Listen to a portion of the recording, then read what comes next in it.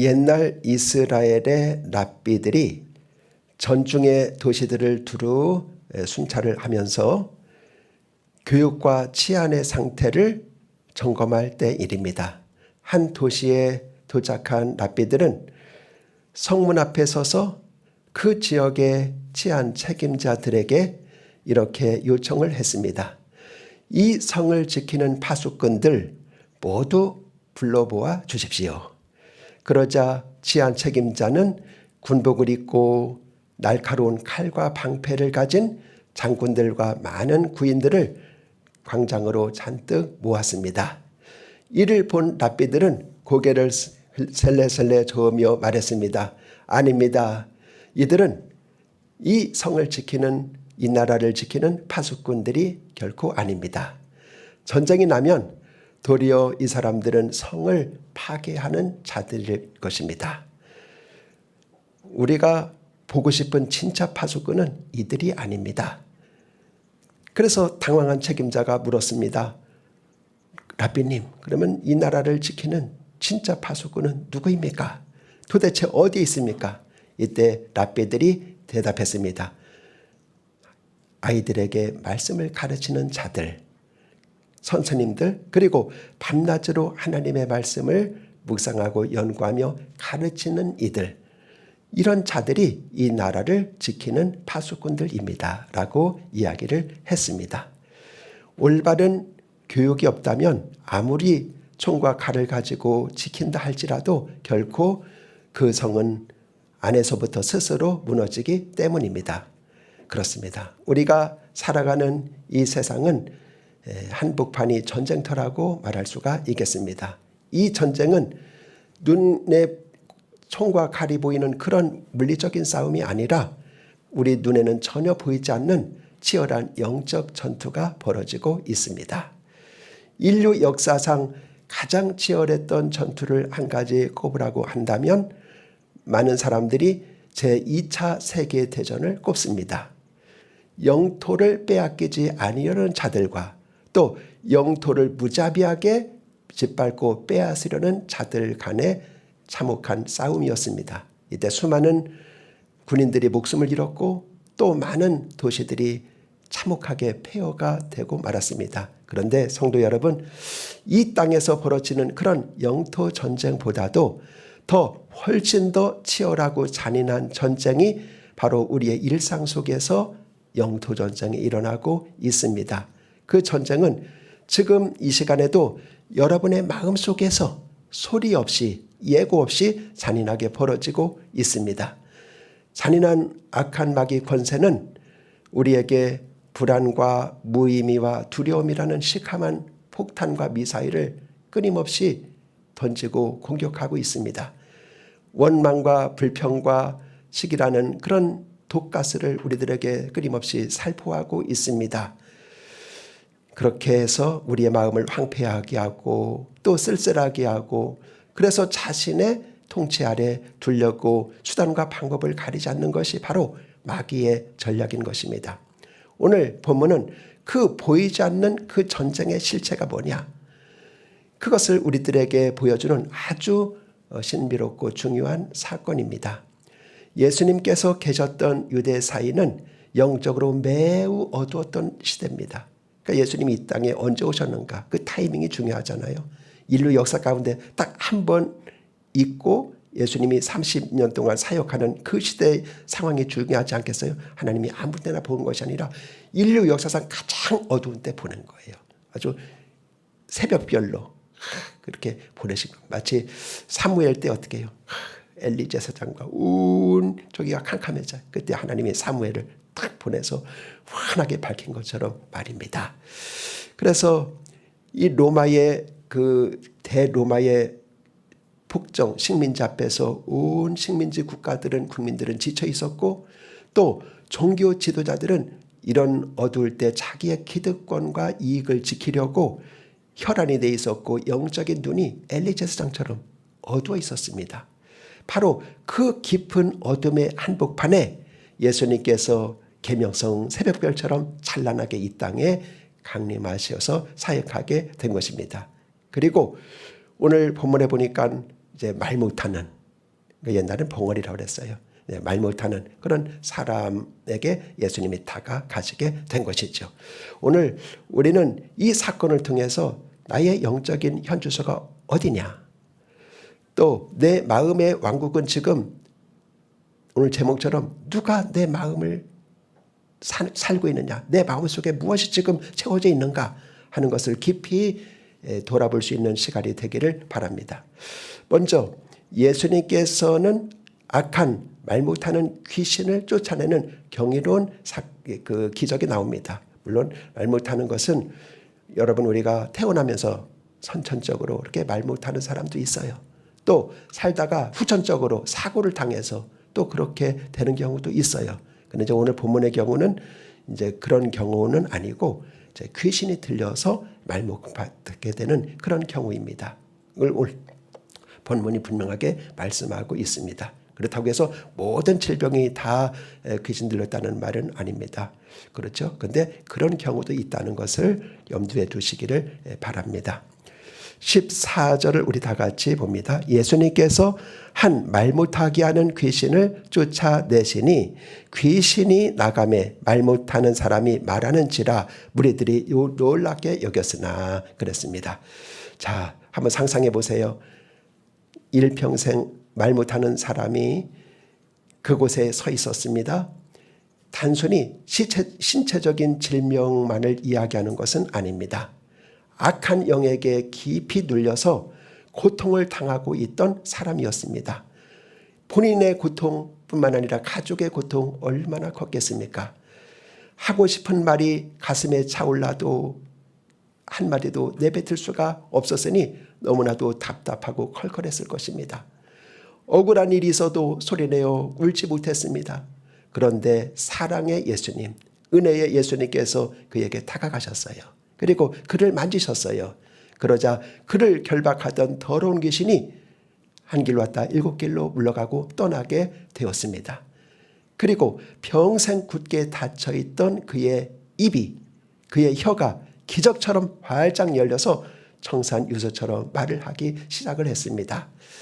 주변에 있던 수많은 무리들은 이 엄청난 광경을 다 직접 지켜보고 나서 큰 충격을 받고 여기 보니까 무리들이 놀랍게 여겼으나, 무리들은 대다수 사람들이 놀랍게 여겼어요. 이건 놀라운 사건이 아닐 수가 없어요. 그래서 그들은 아마 하나님께 영광을 돌렸을 겁니다. 찬양을 올려드렸을 것입니다. 경배를 올려드리고 저분이 바로 메시아다라고 믿게 되었을 것입니다. 자, 이렇게 되었을 때에 인생의 닫힌문이 시원하게 열리고 말문이 시원하게 열리는 놀라운 기적이 일어났을 때, 근데 모든 사람들이 정상적이라면 다 기뻐해야 되지 않습니까? 고통에서 해방된 이웃을 따뜻하게 맞이해주고 박수를 쳐주고 또 그 놀라운 일을 행하신 하나님께 마땅히 뜨거운 찬양을 돌려야 상식에 부합하는 아름다운 일입니다. 그러나 언제나 은혜의 현장에는 삐딱한 시선과 삐뚤어진 마음을 가진 사람들이 있어요. 가시 같은 존재가 어느 공동체든지 어느 시대든지 존재합니다. 그래서 15절에 보니까 그 중에 더러는 말하기를 그가 귀신의 왕 바알세불을 힘입어 귀신을 쫓아낸다 하고, 그러니까 더러는 뭐예요? 그 중에 일부는 삐딱한 시선을 가지고 예수님께 삐딱한 시선을 보였던 것을 보게 됩니다. 기막힌 주장이죠. 예수님이 행하신 그 기적을 눈앞에서 똑똑히 보고도 그것이 하나님의 거룩한 능력이 아니라 귀신의 왕 바알세불을 힘입어서 이런 기적을 행했다고 독설을 퍼붓고 있습니다. 바알세불이라는 이름의 뜻이 뭘까요? 똥더미의 왕이라, 또 귀신의 왕이다, 이런 추악한 이름을 가지고 있습니다. 여러분, 귀신은 예나 지금이나 다 혐오의 대상입니다. 그렇죠? 그러니까 아픈 사람도 어떻게 해요? 귀신을 내쫓아야지 하고 무당도 청하는 이유가 그것입니다. 근데 무당은 귀신 편이기 때문에 진짜 쫓아내는 것은 아니죠. 그러니까 유대 사회도 마찬가지예요. 귀신하면 혐오의 대상인데 그 왕이 누구라고요? 바알세불입니다. 그래서 바알세불을 힘입어서 귀신을 쫓아낸다고 삐딱한 시선으로 보고 이야기를 했습니다. 즉 예수님을 더러운 악마의 우두머리로 한 통속으로 그렇게 여기고 말을 하게 된 것입니다. 그들은 왜 이런 말도 안 되는 억지 주장을 논리를 폈을까요? 예수님을 메시아로 믿고 싶지 않았어요. 인정하고 싶지 않았어요. 예수님을 구주로 인정하는 순간 자신이 누려왔던 모든 종교적인 기득권을 내려놓아야 하고 백성들의 존경을 또 내려놓아야 했기 때문입니다. 그래서 질투와 이런 시기에 눈이 멀었던 사람들입니다. 자, 이 사람들을 가리켜서 이제 다른 그 마태복음이나 마가복음에 보면은 바리새인과 서기관들이었다 그렇게 말하고 있는 것이죠. 자, 이것이 바로 죄에 붙잡힌 가장 비참한 실명 상태의 인간이라고 말을 할 수가 있겠습니다. 내 욕심의 자리를 내려놓고 싶지 않고 예수님을 개인의 구주와 주님으로 모셔드리고 싶지 않은 모든 사람들의 마음 상태라고 말할 수가 있겠습니다. 오늘 우리의 모습은 혹시 이런 바리새인과 같은 마음이 숨어있지는 않은가 한번 생각해 보시기를 바랍니다. 이웃에게 좋은 일이 일어났을 때, 지체들이 하나님의 은혜로 큰 복을 받았을 때 순수하게 박수치고 칭찬하고 축복해 주지 못합니까? 우리 옛말에도 사촌이 땅을 사면 배가 아프다라는 말이 있는 것처럼 냉소적이고 그 차가운 그런 시선을 보내는 사람들이 얼마나 많이 있는지 모릅니다. 이것이 바로 마귀가 좋아하는 마음의 태도입니다.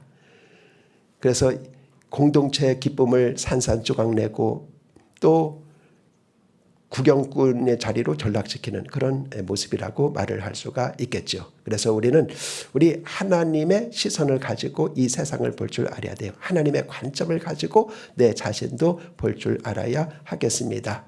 하나님의 역사를 그대로 인정하고 시인하고 믿는 그런 시선이 우리에게는 필요합니다. 예수님은 그들의 검은 속마음을 이미 다 알고 있었습니다. 그래서 말도 안 되는 비난을 퍼부는 그들을 향해서 예수님은 차분하면서도 철저한 논리로 그들을 반박하고 있는 것입니다. 우리 다 같이 17절과 18절을 봅니다. 예수님께서 그들의 생각을 아시고 이르시되 스스로 분쟁하는 나라마다 황폐하여지며 스스로 분쟁하는 집은 무너지느니라. 너희 말이 내가 바알세불을 힘입어 귀신을 쫓아낸다 하니 만일 사탄이 스스로 분쟁하면 그의 나라가 어떻게 서겠느냐. 예수님의 반박은 매우 상식적이고도 분명했습니다. 어떤 나라나 가정이든지 자기들끼리 물고 뜯고 싸우면 그 결과가 어떻게 되겠느냐. 오래가지 못하고 반드시 무너지기 마련이다 라고 하는 것인데 얼마나 상식적이고 얼마나 분명한 말입니까? 마귀 사탄의 나라도 예외는 아니라는 거예요. 사탄이 아무리 악하고 영악할지라도 자신의 부하들을 스스로 쫓아내면 자기 조직이 파괴되는데 그럴 만큼 어리석은 집단과 존재가 아니라는 것입니다. 만약 예수님께서 마귀의 우두머리가 마귀고 사탄입니다. 귀신의 우두머리가 이 사탄의 힘을 빌려서 귀신을 쫓아내고 있는 것이라고 한다면 사탄의 나라는 내부에서 지금 반란이 일어나고 있는 거예요. 그러면 사탄의 왕국은 벌써 무너졌을 것입니다.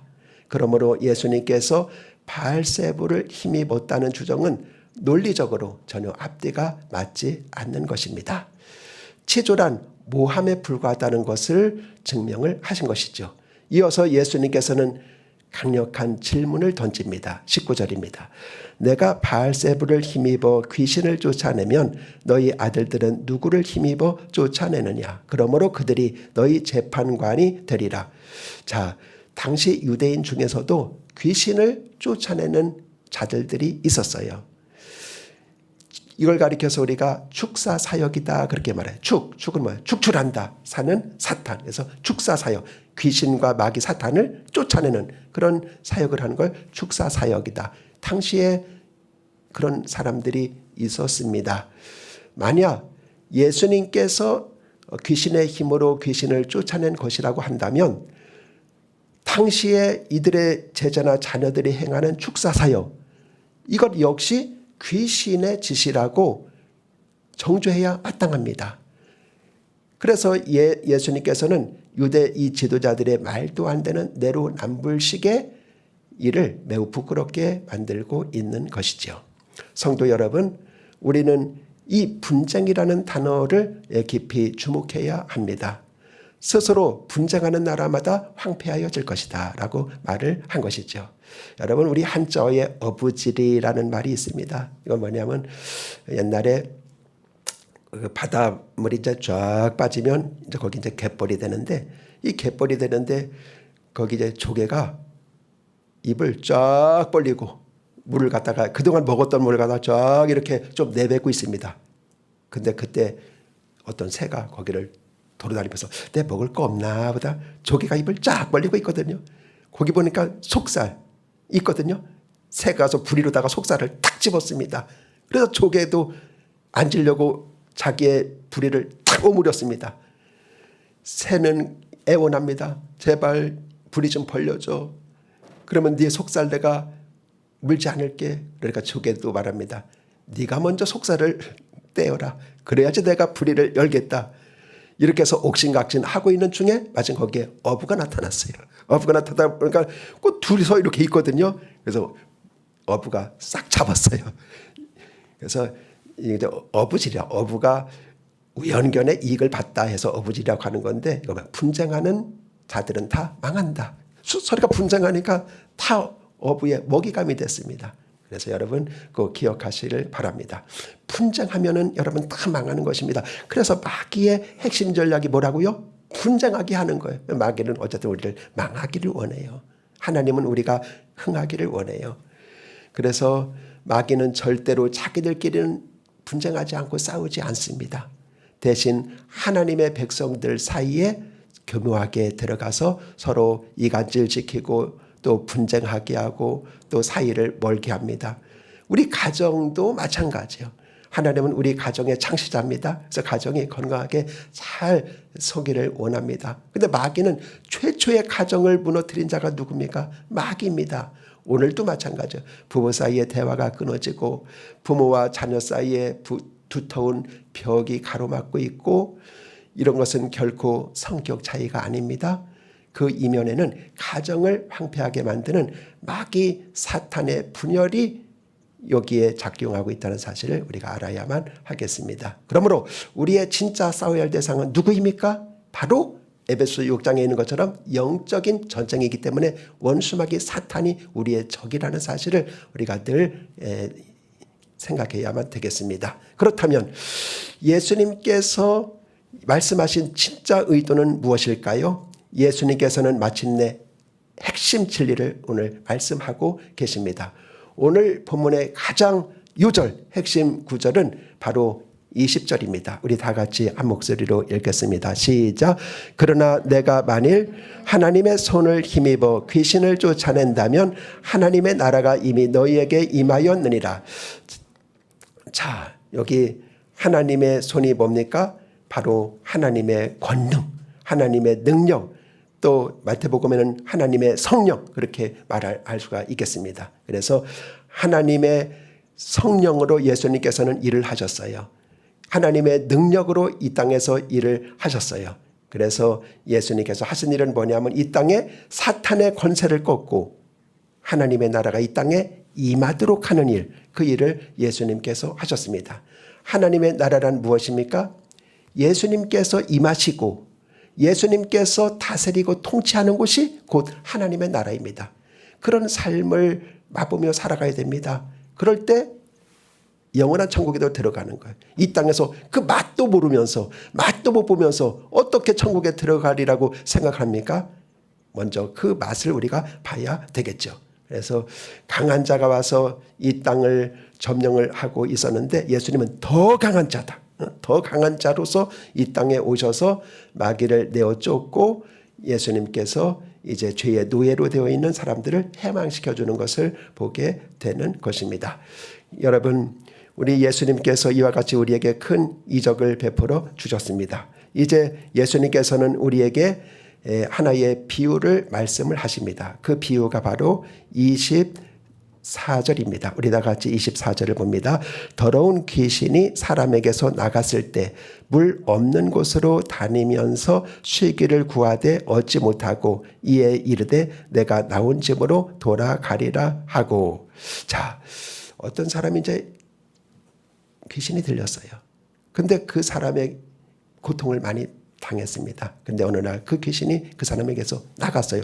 왜 나갔는지 어떻게 나갔는지 성경은 말하고 있지 않기 때문에 우리가 그 과정은 알 수 없어요. 어쨌든 나갔습니다. 그런데 그 사람에게서 나온 이 더러운 귀신은 이리저리 돌아다니다가 자기가 떠났던 집으로 다시 돌아가리라 하고 결심을 합니다. 그 귀신은 어쨌든 여기 나온 것처럼 더러운 귀신, 본래적으로 더러워요. 그래서 예수님도 귀신을 내어쫓으실 때 더러운 귀신아 나가라 하고 명령하신 것을 자주 보게 됩니다. 이 귀신은 본질적으로 더럽기 때문에 여러분 사람이 사람으로서는 할 수 없는 더러운 짓을 하게 합니다. 이제 25절 26절을 봅니다. 자, 거기 보기 전에 먼저 이 악한 귀신이 그 이전 집으로 돌아가리라고 이제 와서 보니까 어떻게 해요? 그 집이 깨끗하게 수리되고 청소가 되었어요. 그래서 그는 깨끗하게 청소되고 수리된 집으로 돌아가는데 자기보다 더 악한 귀신 7을 데리고 그 집으로 들어갔습니다. 그러자 그 사람의 형편이 이전보다 더 참혹하게 되었습니다. 이것은 예수님께서 말씀하신 비유인데 우리의 영적인 현실을 말씀해 주고 있는 것입니다. 우리 눈으로는 보이지 않아요. 그런데 이 세계는 눈으로 보이지 않는 영적인 세계가 지배하고 있어요. 그래서 보이지 않는 영적인 세계에 영향을 받고 있다는 사실을 우리가 꼭 이해해야 됩니다. 정치도 경제도 개인도 마찬가지입니다. 우리 예수님께서 말씀하신 이 교훈의 의미가 무엇일까요? 왜 예수님께서 이 교훈을 말씀을 하셨을까요? 그것은 여러분 우리 마음속에도 다 집이 있다는 사실을 여기서 말씀해 주시고 싶으신 것입니다.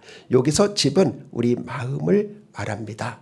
그러니까 여기서 말하는 마음 집은 우리 속에 비어있는 마음의 여긴가 빈집이라고 했어요. 빈집. 이것은 우리 속에 비어있는 그 마음의 상태를 예수님은 빈집이다. 그렇게 말씀을 하셨습니다. 마음이 비어있는 상태를 뭐라고 그래요? 공허하다 그렇게 말을 해요. 또는 진공 상태다 그렇게 말을 해요. 그러니까 우리의 마음 상태를 공허한 상태로 두면 안 돼요. 진공 상태로 두면 안 돼요. 그러면 왜 빈집으로 두면 안 될까요? 우리 마음을? 우리 마음 상태를 왜 공허한 상태로 두면 안 될까요? 비어있는 우리의 마음과 생각에 마귀가 침투하기 때문입니다. 인간은 그 심중에 내가 공허하다라고 느끼게 되면은 가만히 있지를 못해요. 그걸 자꾸 채우려고 해요. 그래서 어떤 사람은 막 담배를 꾸박꾸박 피우는데 어쨌든 뭔가를 공허를 메우려고 하여튼 뭔가를 자꾸 하려고 그래요. 그래서 고독하게 되고 그리고 탐욕과 정욕과 쾌락을 추구하게 됩니다.